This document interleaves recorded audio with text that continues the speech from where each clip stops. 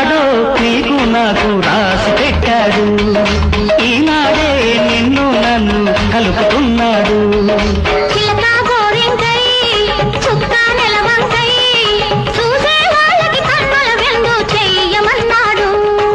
ఎవరు ఆ పైవాడు?